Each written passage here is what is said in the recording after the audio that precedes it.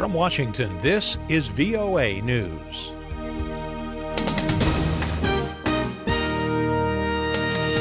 I'm David Byrd reporting the Taliban has formally confirmed the death of the group's founder, Mullah Omar.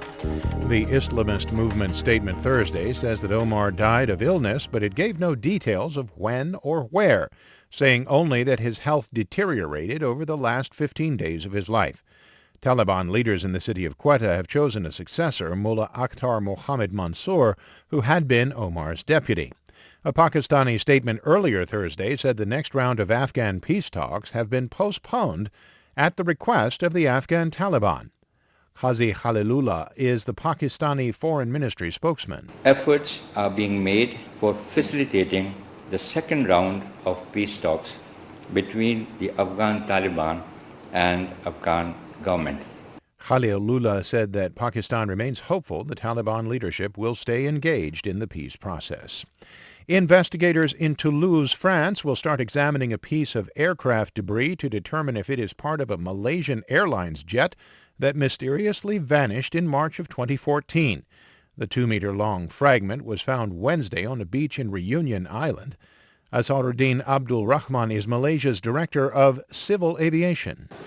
This is the most credible lead that we have to date of any part of the aircraft that we can locate or we can identify. So pray that our visit to our investigation will come to a fruitful outcome.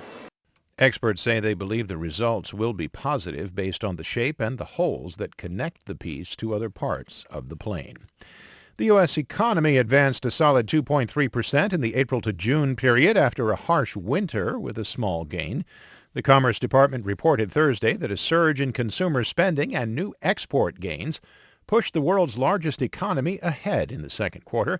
The agency also reversed an earlier estimate, concluding that the American economy grew a tepid 0.6% in the first 3 months of the year, rather than shrinking 0.2%. U.S. consumer spending, which accounts for about 70% of the country's economy, picked up markedly during the spring months, advancing 2.9% compared to the 1.8% growth in the January to March period. An al-Qaeda affiliate abducted an American-trained rebel commander and 7 of his fighters in northern Syria just days after they deployed in the war-torn country. According to a monitoring group, fighters with the rebel militia Division 30 were snatched Tuesday night by jihadists mounting a checkpoint near the Syrian town of Zaharat al-Makiyah, about 40 kilometers northeast of Homs. The Britain-based Syrian Observatory for Human Rights said the incident happened as the fighters were returning from a meeting in the city of Azaz in northern Aleppo province to their headquarters. The observatory said the fighters had met with other rebel factions about a coordinated assault on the Islamic State. An Egyptian court has postponed a session Thursday where it was due to announce a verdict in the retrial of 3 Al Jazeera journalists charged with supporting the banned Muslim Brotherhood. Al Jazeera said it is extremely angry that the Cairo court postponed the verdict for Canadian national Mohammad Fahmy, Egyptian Baher Mohammed, and Australian Peter Grest. A new session is expected to take place next week. The proceedings have been delayed several times, including Thursday's postponement that court officials attributed to the judge in the case being sick.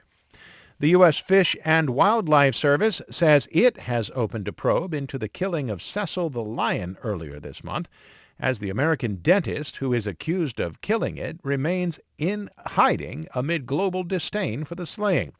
In a Twitter post, the U.S. Fish and Wildlife Service said it has begun the investigation and has not been successful in reaching the dentist Walter Palmer of Eden Prairie, Minnesota. The agency urged Palmer or his representative to contact U.S. officials immediately. It also called the killing of Cecil the lion tragic and said it will go where the facts lead in its investigation. A source close to the case told the Reuters news agency that the Fish and Wildlife Service is investigating the killing under a U.S. law that bars the trading of wildlife that has been illegally killed, transported, or sold. For more on these stories, visit our website. I'm David Byrd in Washington. That's the latest world news from VOA.